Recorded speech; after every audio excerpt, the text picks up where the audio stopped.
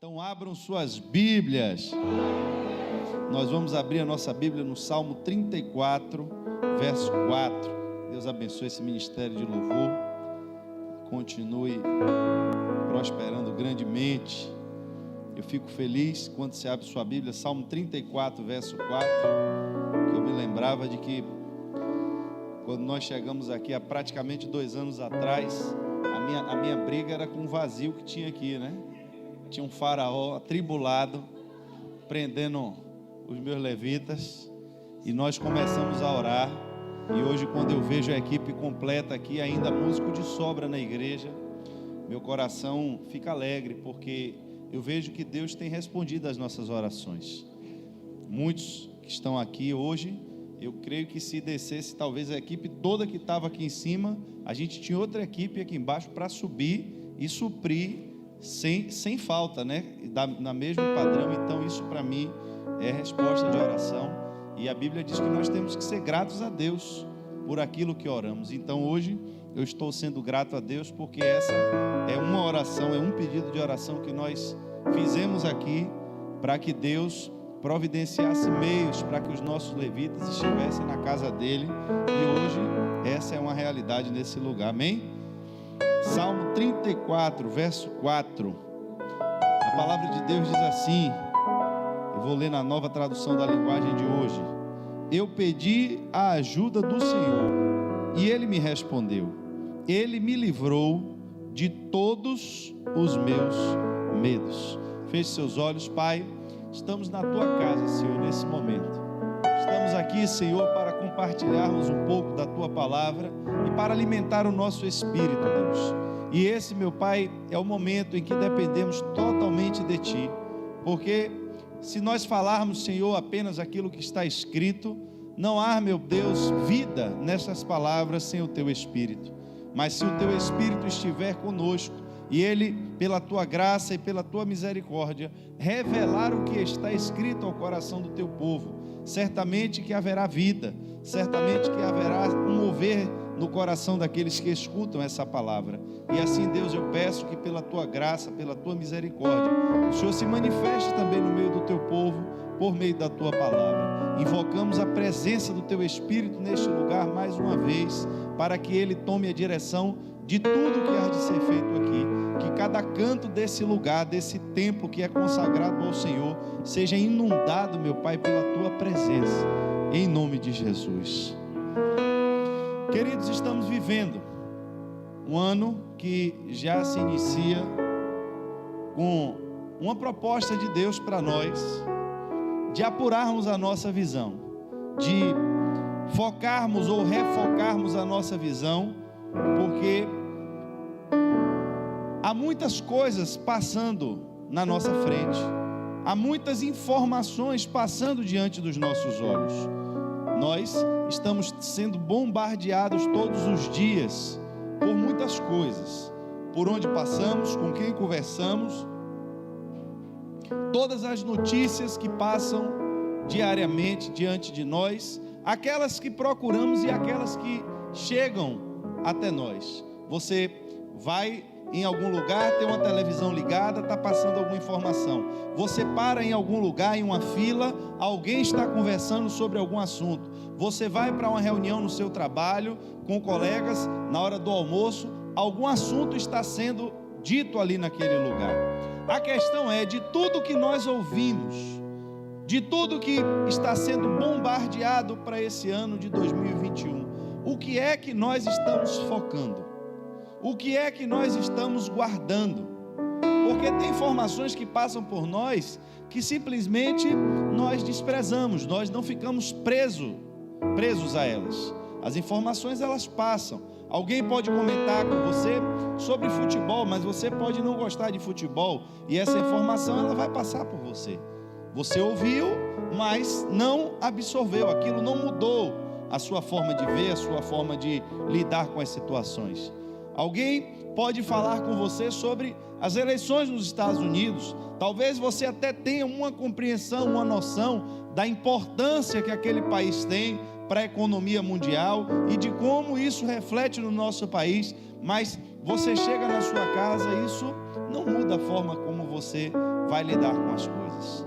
Mas qual é a sua reação quando você abre o jornal e vê: montadora Ford vai embora do país e demite 6.000 pessoas, prognóstico de desemprego para o ano de 2021, coronavírus se espalhando e matando muitas pessoas ainda no país? Como você reage a essas notícias? O perigo, irmãos, que nós corremos é quando não focamos a nossa visão exatamente naquilo que Deus quer ou naquilo que Deus nos propôs, nós ficamos desesperados e corremos o risco de ser atingido pelo medo. Irmãos, o medo, ele é paralisante.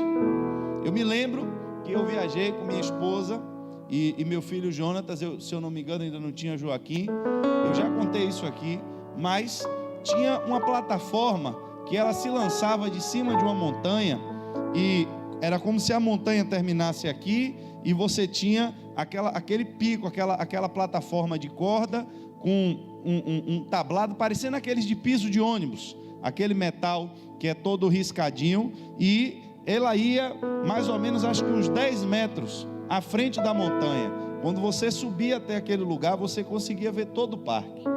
E aí eu peguei Jonatas e botei no colo, e vai eu andando. Quando eu já estava próximo de alcançar o fim daquele platô onde eu estava, embaixo não tinha nada, era só precipício, mas eu estava em cima daquela estrutura. Meu pé escorregou, meu sapato solado era liso, e o lugar onde eu passei estava molhado. Quando eu passei, que meu pé escorregou, eu com a criança no colo, irmãos, entrou em mim ali um sentimento, uma sensação de pânico, e eu fiquei parado. Eu não conseguia nem avançar e nem retroceder, e seu corpo, você perde o controle. Não é algo que você pode dizer: eu vou fazer assim, eu vou fazer assado, a melhor forma é assim. Eu acredito que se eu não tivesse com a criança ali, eu ia passar a maior vergonha, porque eu ia me abaixar e ia voltar engateando. Era o que eu ia fazer. Só que eu estava com a criança no colo. Como é que vai engatear com a criança no colo? E aí, irmãos, o que é que eu tive que fazer? Eu tive que parar e esperar passar aquele momento, aquela sensação, porque meu corpo todo tremia. Eu perdi o controle ali da situação, até voltar a minha consciência de novo, normal, e eu entender que eu podia voltar andando devagar. Foi quando eu consegui sair daquela situação. Entenda o que eu quero lhe dizer. Tem momentos que informações e notícias chegam até nós, que elas causam na gente esse mesmo sentimento. Quando você é surpreendido por alguma coisa, e às vezes isso entra no seu coração, e aí vem o medo de ficar desempregado, vem o medo de perder alguma coisa, o medo de você não conseguir vencer, e o medo de você perder o seu... Irmãos, quando o medo vem, ele lhe cega e lhe paralisa. Você não consegue nem avançar e nem retroceder, você fica simplesmente parado. E qual é a saída de quando isso acontece com você? O salmista diz: eu pedi a ajuda do Senhor.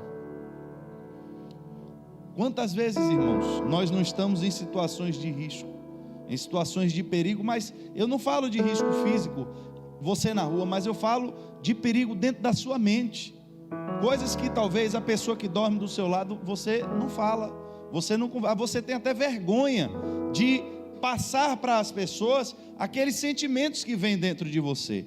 São situações que às vezes lhe assaltam, e você absorve aquilo, você toma aquilo como uma verdade, você sofre por aquilo, você sente aquilo, e você não conta nem a ninguém. Você tem vergonha da reação das pessoas, como eu lá e descer o negócio engateando. Será, o que é que as pessoas vão pensar? O que é que elas vão dizer de mim? Mas eu também não tenho força para voltar andando. Aí o salmista diz que quando ele pediu a ajuda do Senhor, a primeira coisa, irmãos, que a gente tem que entender é que o Senhor responde. Deus responde. Nós tivemos 12 dias de oração nessa casa, e foram 12 dias de orações respondidas todos os dias. Todos os dias aqui nessa casa tinha algum testemunho, tinha alguém contando alguma coisa. Irmãos, nós estamos vivendo em um nível do sobrenatural de Deus, e é isso que nós precisamos focar para esse ano. Você não pode entrar nesse ano com nenhuma espécie de medo na sua mente. Irmãos, isso é terrível, porque o que é que o pastor está... Não, irmãos, não acontece com ninguém, é uma coisa que o pastor está falando ali, mas não é, não, irmãos, todos nós, de alguma forma, temos os nossos medos. Pode ser que o seu medo não seja igual ao meu, pode ser que a sua preocupação não seja a mesma que a minha, mas de uma forma ou de outra, todos nós, de certa forma, somos atingidos por esse negócio chamado medo. E a única receita que a Bíblia nos diz, para que você possa vencer esse medo, porque o salmista, ele não vai dizer, olha, observe, ele não venceu o medo dele. Muitas vezes nós somos confrontados e alguém chega para você e diz, vença seu medo. Vença seu medo, não é isso que as pessoas lhe dizem? Você tem que vencer esse medo. Só que a Bíblia, o salmista está dizendo que não foi ele quem venceu o medo, foi o Senhor quem o livrou de todos os seus medos. E aqui tem uma diferença muito grande, porque se eu puder vencer o meu medo, eu estou dizendo que eu sou maior do que ele. Agora, quando eu reconheço que o meu medo, ele é maior do que eu entendo que eu preciso de alguém agora maior do que o meu medo. E aí, para que eu enxergue alguém maior do que o meu medo, só enxergando Deus, é onde eu tenho que focar a minha visão. Para onde é que eu estou olhando? É interessante que quando você vê a batalha de Davi com Golias, a Bíblia diz que não só o rei, como todo o exército de Israel, eles nem voltavam para casa e nem avançavam na guerra. Você já observou isso? A Bíblia diz que eles estavam num vale, então está lá o vale, uma montanha de um lado, uma montanha de outro, filisteu acampado de um lado, exército de Israel acampado do outro. Mas o povo do inimigo descia, e o Golias descia todo dia e desafiava o exército de Israel. Me dê um homem para lutar comigo, não precisa todo mundo descer, eu só quero um homem que desça, e se ele me vencer, é como se vocês tivessem vencido todo o nosso exército, mas eu só quero um homem. E a Bíblia diz que dia após dia ele fazia o desafio, e ninguém aparecia. Por quê? Porque estavam dominados pelo medo, até que alguém vê algo que o exército não estava vendo. O exército estava armado, então nem sempre, irmãos, armas é sinônimo de coragem. Mas se eu tivesse aquelas oportunidades, eu venceria. Se eu tivesse, a gente muitas vezes especula coisas, diante de desafios, nós criamos ideias na nossa cabeça. Eu estou com esse problema aqui na minha vida, mas se eu tivesse feito isso, se eu tivesse feito aquilo, se eu tivesse a sorte que meu vizinho tem, se eu tivesse a inteligência que meu irmão tem, se eu tivesse a oportunidade que aquele irmão da igreja teve, a minha vida seria outra. A gente sempre fica procurando justificativas, sempre procurando coisas para não enfrentarmos os nossos problemas, para fugir deles. Meu irmão, eu não vou porque eu não tenho arma. Se eu tivesse espada, eu ia lá matar Golias. E você, meu irmão, não vai porque eu não vou porque ele é gigante. Se ele fosse um pouquinho mais baixo, talvez a minha mão alcançasse, nem que fosse a barba dele, mas ele é um pouquinho alto demais para mim.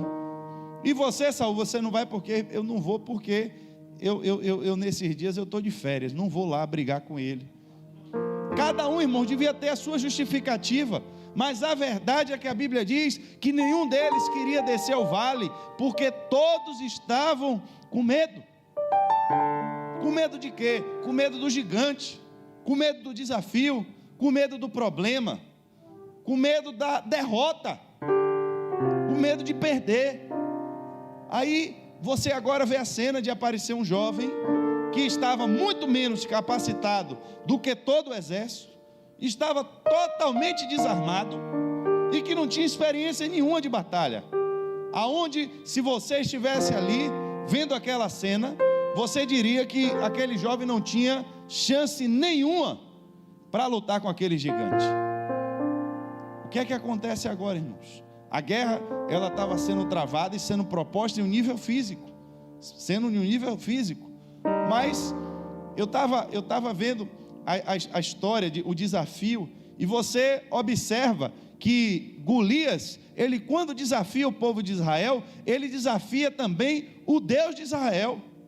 Ele não desafia só as pessoas. O desafio dele é lançado para o seu Deus, para que o sirvamos, se nós perdermos. Mas se vocês perderem, vocês também vão ter que servir aos nossos deuses. E ninguém viu isso. Eles estavam vendo apenas a estatura do gigante, estavam vendo apenas a lança do gigante. Por quê? Será que aquele povo estava tendo intimidade com Deus? Será que aquele povo estava vivendo uma vida de comunhão com Deus? Eles estavam com a visão clara de quem era Deus? Será que eles tinham respaldo? Sabe, irmãos, como é bom, às vezes a gente se mete em algumas enrascadas e você conhece alguém que pode lhe tirar. É quando o seu carro quebra no meio da rua e é 1h da manhã, mas você tem um número que você sabe que se você ligar para aquela pessoa é seu amigo, é alguém que come com você, é alguém que você tem intimidade, e você sabe que a hora que ligar, a pessoa não vai medir esforços para ir lá lhe tirar daquela situação. Agora, se você tem esse amigo e já tem 5 anos que você não fala com ele, aí vem a primeira pergunta: será que o número dele ainda é o mesmo? É ou não é? Será que quando eu ligar, ele vê meu número? Será que eu tenho essa moral toda para tirar o cara 1h da manhã de casa para vir me buscar? Tem pessoas que você nem pensa isso.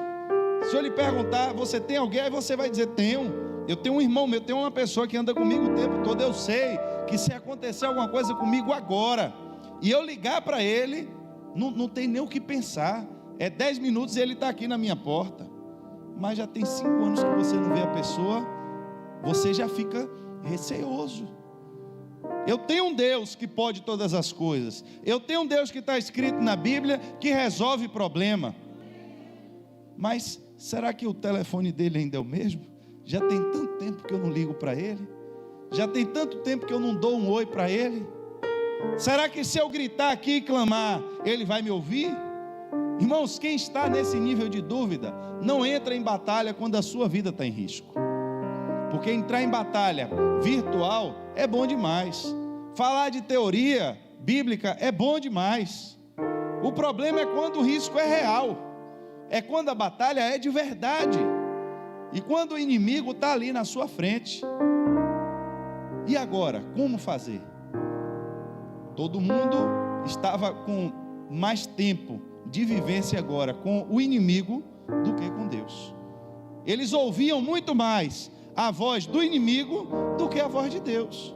Eles estavam acampados ali e tudo que eles ouviam todos os dias era só o desafio do inimigo, era só a provocação do inimigo, e Deus não falou com ninguém. Aí aparece o jovem, desarmado, sem experiência, mas ele tinha alguma coisa que nenhum daqueles ali tinha: visão.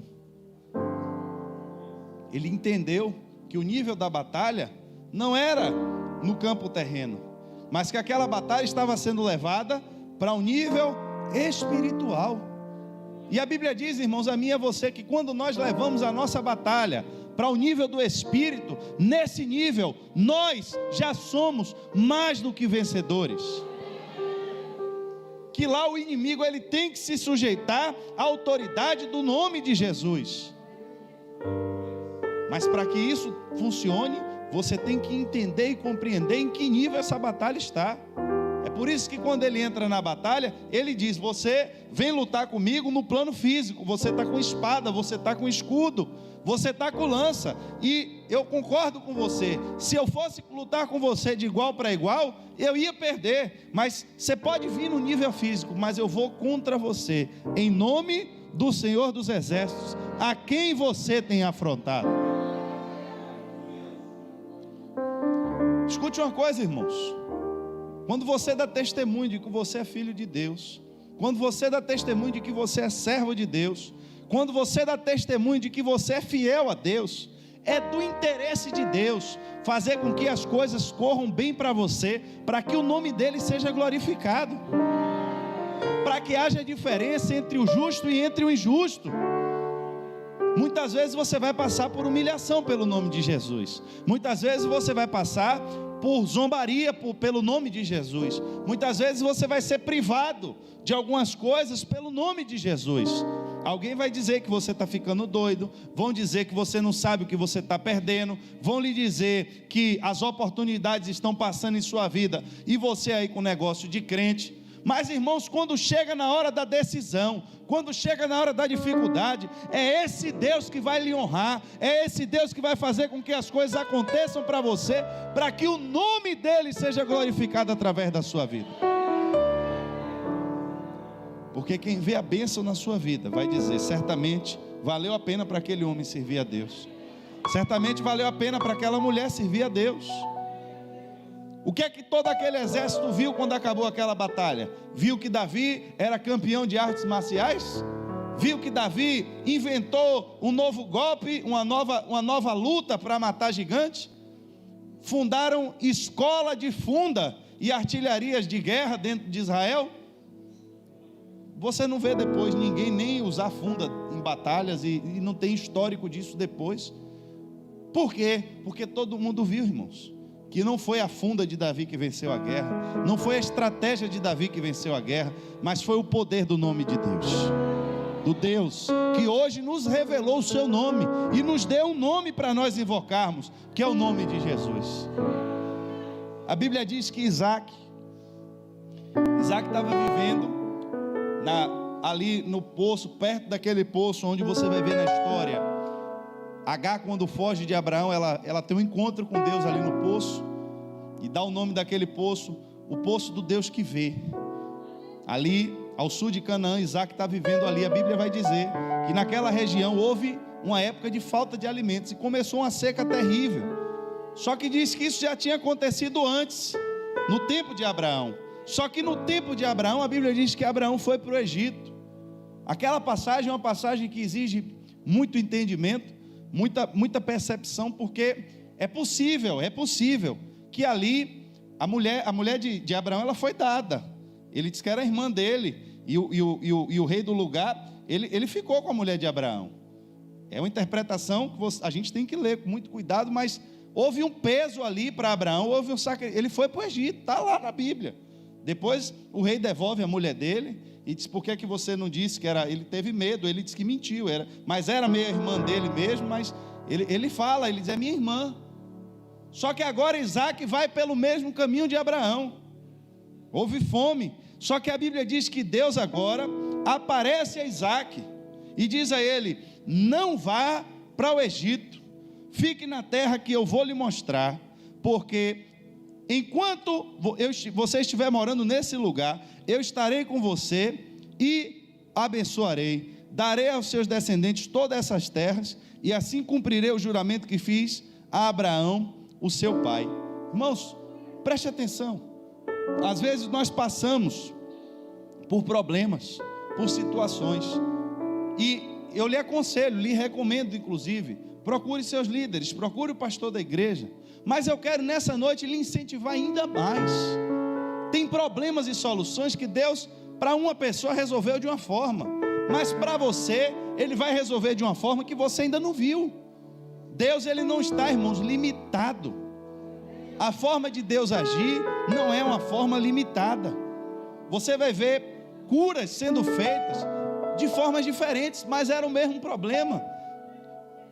Senhor, eu quero ver, veja, e o cego viu. Já teve outro que ele cuspiu no chão, fez lodo, botou no olho, por que eu não sei, mas foi assim. A água do lugar é amarga, pega aí e joga um pedaço de pau e a água ficou boa. No outro lugar a água estava ruim, joga sal na água e a água ficou boa. Irmãos, não tem receita. Deus é um Deus de coisas novas. O problema somos nós às vezes que limitamos Deus e queremos que Deus faça as coisas sempre do mesmo jeito. Se Deus fez assim na vida de fulano, então vai ser assim na minha vida. E se Deus não fizer da forma que a gente está pensando, às vezes Deus abre uma porta na nossa frente e a gente não passa, porque a gente quer que seja do jeito que a gente quer. Aí o salmista vai dizer É interessante, no Salmo 34 também, no verso 8 ao 9, ele diz assim, ó: procure descobrir por você mesmo como o Senhor Deus é bom. Feliz aquele que encontra segurança nele. Que todos os que se dedicam a Deus o temam, pois aqueles que o temem não têm falta de nada. Olha o que ele diz: procure descobrir por você mesmo como o Senhor é bom. E feliz é aquele que encontra a segurança em Deus. O que é que ele está falando aqui, irmãos? Que a relação que você tem com Deus é uma relação pessoal. Que Deus é um Deus de coisas novas e que Deus pode fazer algo novo na sua vida. O que é que nós esperamos em Deus? O que é que nós temos orado a Deus? Mas será que Deus pode fazer isso? Pode, irmãos. O que é impossível a Deus? Mas na vida daquela pessoa Ele não fez. Na vida daquela pessoa, eu conheci um irmão que ele teve uma doença e ele orou a vida toda por essa doença e ele morreu. Então eu acho que não adianta eu orar também. Irmãos, entenda, a relação que Deus tem com cada um dos seus filhos é uma relação individual. O problema de uma pessoa não quer dizer que vai ser repetido na sua vida. Você pode tomar sim exemplos de pessoas que venceram, mas entenda que a forma de Deus lidar com você é a forma de Deus lidar com você, não é a forma de lidar com seu irmão. No final do ministério, está lá uma confusão com Pedro e com João, porque estava um querendo saber o que é que Jesus ia ter com o outro. Pedro, você me ama? Amo, Senhor. E aí vai aquela história toda. E quanto a este aqui? Aí Jesus dá logo uma pancada. O que é que lhe importa se eu quiser que ele fique vivo até que eu venha? Como quem quer dizer, cuide de sua vida, cuide do seu relacionamento comigo. E tem gente que é assim, irmãos. Está mais preocupado com o relacionamento do irmão com Deus do que do relacionamento dele. Quer ser fiscal da igreja. Quer saber quem vai para o céu e quem não vai antes do livro abrir. Rapaz, eu acho que aquele irmão está meio assim, né, na igreja. Eu vejo ele assim de vez em quando. Ele quando ora só está fechando o olho. Eu acho que ele está um passo de desviar. Vou pedir a irmã Marivalda para abrir uma intercessão por ele aí. O irmão que ora com o olho só, né? E você está vendo que ele está com o olho aberto como? Não é assim? Como é que você viu que na hora da oração ele estava com o olho aberto? Enquanto ele estava com, você devia estar com os dois, né? Olhando para um lado e para o outro da igreja. Mas Abraão, ele foi e prosperou, e a coisa andou lá, ele não voltou lá do Egito de mão vazia, eu sei, irmãos, mas a ordem de Deus para Isaac foi: fique na terra, mas não está tendo seca, não está tendo fome, não está tendo dificuldade. Eu quero sair da terra. Não, meu filho, você vai ficar aqui, porque a minha bênção, ela vem sobre você. Há um entendimento. Eu estava lendo no plano bíblico, e aqui nesse negócio do fique aí onde você está, porque Deus vai trazer a bênção até você, né? Essa é a mensagem: fique onde você está, porque Deus vai trazer a bênção até você, se você crer. Aí a gente muitas vezes, as pessoas estão em um emprego, estão num trabalho, e você discorda de algumas coisas, você acha que é injusto o que estão fazendo com você. Mas a Bíblia diz que Jacó, quando ele trabalhou para Labão era injusto com ele, trocou o salário dele diversas vezes, fez tudo que pôde para enganar ele. Só tem um detalhe, irmãos: na hora que chegou o dia de Jacó ir embora, a Bíblia diz que Deus foi quem fez justiça a Jacó. Na hora de prestar contas, em momento nenhum você vê Jacó ser acusado de ter tentado se justificar ou de ter feito justiça com as suas próprias mãos. Não havia nada na conduta dele que pudesse ser imputado a ele como desonesto, como alguém desonroso, mas a Bíblia diz que Deus transferiu os rebanhos de Labão para Jacó pela injustiça que ele sofria. Às vezes você está no emprego, você está no trabalho e tem ali coisas que você não concorda, você acha que está sendo explorado, que estão lhe explorando, e aí você começa a agir de forma carnal. você perde o foco da coisa e começa a criar insurreição ali, a provocar confusão, e aí daqui a pouco, na hora que precisa demitir alguém, seu nome está na lista e você vai embora, perde o emprego, aí vem para a igreja de novo orar, Deus abre outra porta. Mas o que você não percebe é que no lugar onde você está, muitas vezes, aquele lugar aquilo que estão fazendo com você e que é injusto, o homem pode não estar vendo, mas Deus está. É onde você tem, irmãos, que aprender a levar agora o problema para o nível espiritual. Ah, meu irmão, não gosto desses crentes, espiritualiza tudo. Então fica aí sem espiritualizar, que você vai perder sempre. Porque a Bíblia diz que esse mundo aqui, ele jaz no maligno, mas a nossa vitória, as nossas armas, elas são celestiais, são armas poderosas em Deus, e é lá, irmãos, que você tem vitória. É quando você acessa o trono de Deus, é quando você acessa a sala, meu irmão, onde Deus está, e a sua oração chega até Ele, é que você tem resposta. Não adianta fazer greve, não adianta fazer motim, não adianta se revoltar dentro da empresa, que você só vai perder seu emprego. Agora leve esse problema diante de Deus, mostre a Ele como estão sendo injustos com você, que você vai ver, irmãos, pode até demorar, mas na hora que a bênção chegar, ela vai chegar dobrada sobre a sua vida. Um dia, a Bíblia diz que um dia, o rei perdeu o sono, e está o rei lá de noite, sem sono. Cadê o livro aí das memórias do rei? Me dá esse negócio aí. Está escrito aqui que esse homem salvou a vida do rei. O que foi que fizeram para esse homem? Ninguém sabia, o rei não sabia, que no outro dia a sentença de morte também viria para aquele homem. E Deus em uma noite, irmãos, transformou tudo. Esse é o Deus que a gente serve. É o Deus que tudo vê, é o Deus que faz justiça aos seus filhos. Mas enquanto você quiser esperar a vingança, enquanto você quiser o ódio, enquanto você desejar o mal às pessoas, enquanto você tiver com esses sentimentos ruins no seu coração, é você que está impedindo Deus de agir, porque você quer resolver o problema com sua mão, é você que está tomando para si uma resposta que não é sua. Como é que você vai lutar contra a natureza? Não está chovendo, e agora o que é que eu faço? Mas Deus está dizendo que é para eu ficar, mas eu preciso sair, porque em outras terras, talvez, no Egito, lá tem rio, no Egito não depende de chuva, no Egito com chuva, sem chuva, as plantações são irrigadas, a gente pega a água do rio e irriga, mas Deus disse que é para ficar. Irmãos, a Bíblia diz que naquele ano, Isaac fez plantações e colheu 100 vezes mais do que o que semeou, e ele foi enriquecendo cada vez mais, e se tornou muito rico e poderoso. O Salmo 37, verso 18 e 19 diz assim, ó: todos os dias, olhe bem, todos os dias, o Senhor cuida dos que são corretos, a terra prometida será deles para sempre.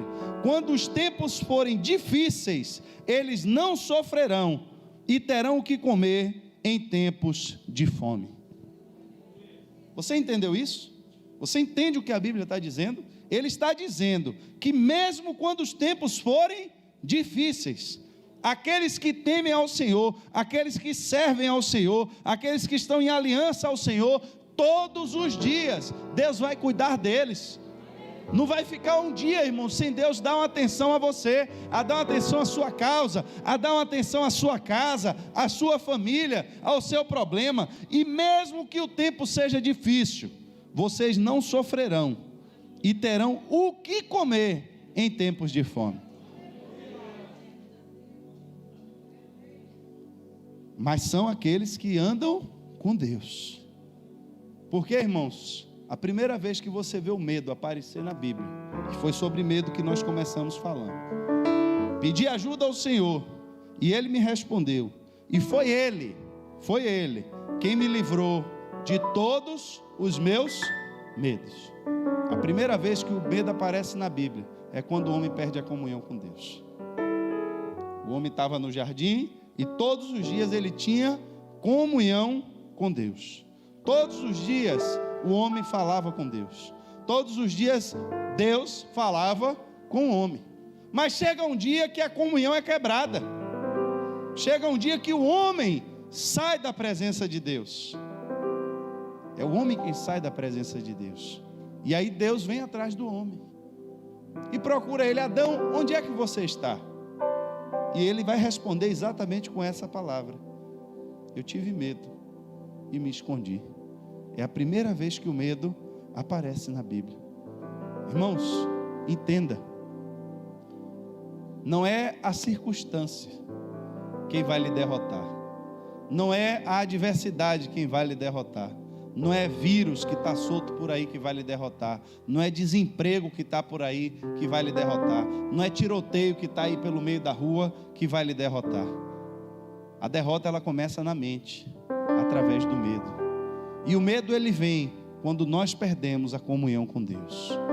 Porque você precisa entender que essas palavras que estão aqui são palavras de vida, são palavras de fé, palavras de segurança, para que você saia hoje de casa, na sua porta, e dizendo: todos os dias Deus cuida de mim. Da hora que eu acordo, da hora que eu vou dormir, o meu Deus, Ele está cuidando de mim. Deus cuida da minha família, Deus cuida dos meus filhos. Pode haver fome sobre a terra, eu sei que eu vou ter o que comer, porque eu confio em Deus. Pode o tempo ser difícil, mas eu vou vencer, porque eu tenho Deus. Podem entulhar meus poços, porque quando você começa a prosperar, a Bíblia vai dizer que Isaac foi enriquecendo cada vez mais, e se tornou muito rico e poderoso. E ele tinha tantas ovelhas e cabras, tanto gado e tantos empregados, que os filisteus acabaram ficando com inveja dele. Como é que nessa seca, meu irmão, só esse homem prospera? Como é que no meio da dificuldade, esse crente passa aqui na rua cantando? Como é que no meio dessa tribulação, uma confusão terrível, e essas pessoas estão na casa de Deus, glorificando a Deus e cultuando a Deus? Esse povo é maluco? Estão tentando tirar você do caminho, estão tentando afastar você da bênção. Mas aí você persevera, e Deus abençoa, e Deus prospera. Aí, irmão, chega uma hora que o inimigo não aguenta, ele tem que atacar. E aí é quando ele começa a querer entulhar os seus poços. Só que o que eu acho interessante é que Isaac, ele não brigou pelo poço, ele simplesmente saía, porque a Bíblia diz que toda vez que ele saía dali, ele abria um outro poço, até que ele chegou a um lugar que a Bíblia diz que ele chamou de lugar espaçoso, e disse assim: agora o Senhor nos deu um lugar espaçoso para viver nessa terra, e aqui vamos ficar à vontade. O que é que a gente aprende com isso? Ainda que você perca alguma coisa, ainda que o inimigo tente roubar alguma coisa sua, Deus vai lhe dar uma melhor. Se tomarem um lugar pequeno, fica tranquilo, irmãos, porque logo à frente Deus tem um lugar espaçoso para você. Se alguém quiser tomar o seu emprego, se um colega de trabalho quiser disputar com você, dê a vaga a ele, porque Deus tem um cargo de gerente para você. E se você já é o gerente e alguém quiser brigar com você, dê o cargo a ele, que Deus tem uma empresa para você. E se não tiver nada, irmãos, Deus vai fazer cair dinheiro do céu na sua casa. Mas eu lhe garanto que a palavra de Deus na sua vida, ela vai se cumprir.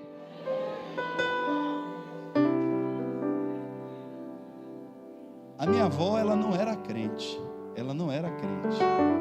Esse testemunho é muito forte.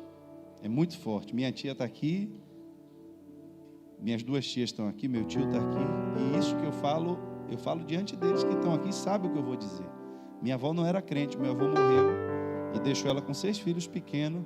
Logo naquele período inicial ela ainda estava absorvendo aquelas coisas, e um dia ela não tinha nada para dar a comer aos filhos, e mesmo sem ser crente, ela pediu a Deus uma providência, e quando ela foi no quintal da casa, ela achou um ninho na galinha, e tinha 6 ovos, um para cada filho.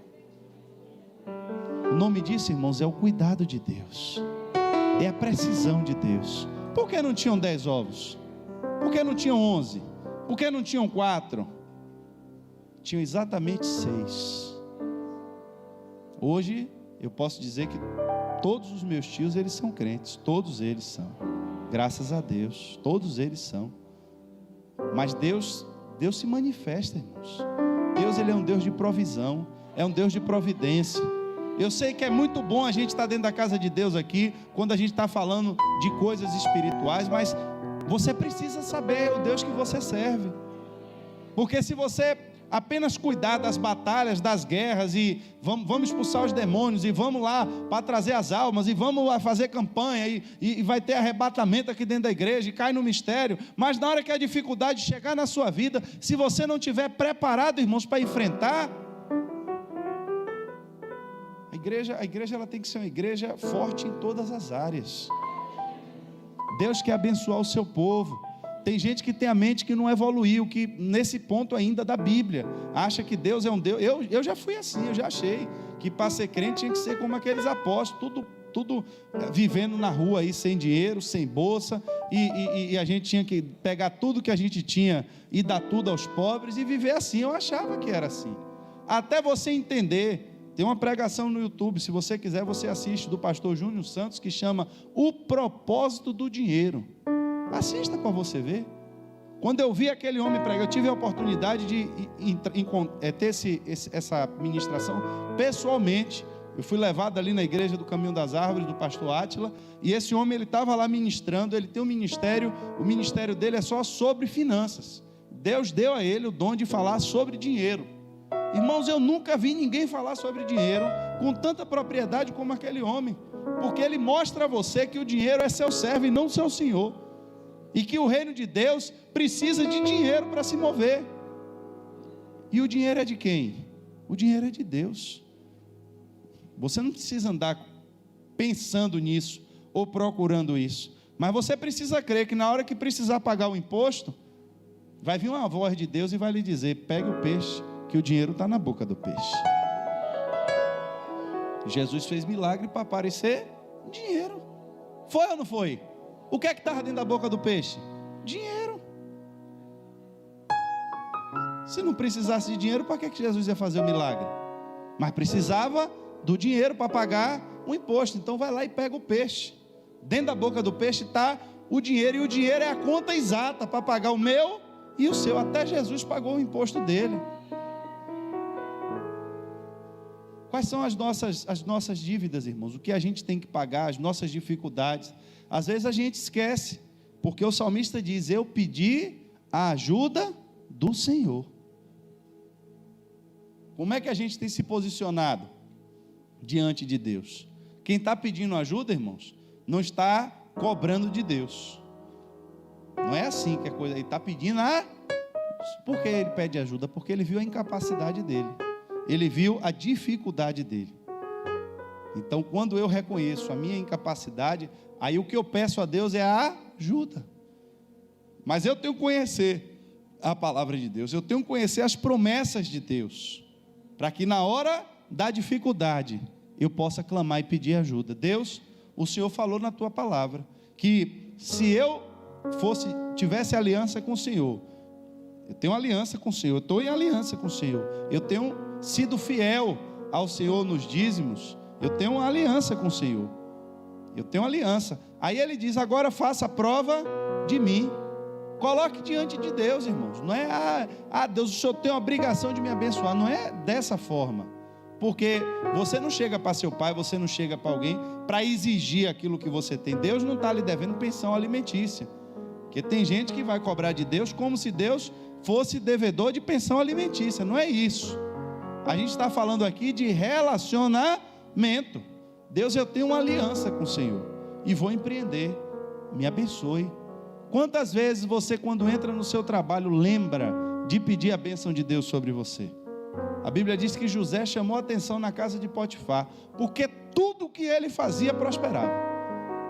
Tem uma área ali, meu irmão, que não dá certo, rapaz, ali nessa empresa. Já botei 3 pessoas ali, e botar alguém, a máquina quebra e dá problema. Bota o crente. Quando bota o crente, meu irmão, resolve o problema. Rapaz, tem um setor ali que não vai para canto nenhum, só dá prejuízo. Bota o crente dá lucro. Onde é que o crente foi parar? O crente foi parar na administração geral. Já que tudo que ele faz dá certo, então vamos botar ele na administração de tudo, para que tudo dê certo. José virou o chefe da casa do homem. E agora, meu irmão, bota o homem na prisão toda bagunçada. O cara começa a botar, até a prisão teve que ficar em ordem com o homem lá dentro. O que é que faz agora com esse homem? Bota ele como chefe da prisão. O Egito agora vem fome. Qual é a forma de resolver? Quem tem a solução? Só o crente. Então quem é que vai governar o Egito? O crente, irmãos. Porque quem tem a visão é o crente. Qual é a visão que você tem? Porque José, para governar o Egito, ele teve que ter a visão. Ele teve o sonho, mas teve que ter a visão. O que é que Deus está falando através disso? Qual é o discernimento disso? Aí, meu irmão, só Deus para revelar. E só tem revelação quem tem comunhão. É para ir para o Egito? Não, meu irmão, não vá para o Egito não, agora é hora de ficar aqui. Mas o Senhor está tudo mostrando que vai dar problema, mas fica aí, meu irmão. Ele plantou uma semente, e cada semente que ele plantou, virou 100. Virou 100. Será que quando você entra no seu trabalho, você sai de manhã para trabalhar, você sai com essa fé? Crendo e pedindo a Deus, Deus, me dê sabedoria no meu trabalho, me faça ser um funcionário diferente, me dê a visão do que o Senhor quer, me faça resolver problemas dentro da minha empresa que ninguém consegue.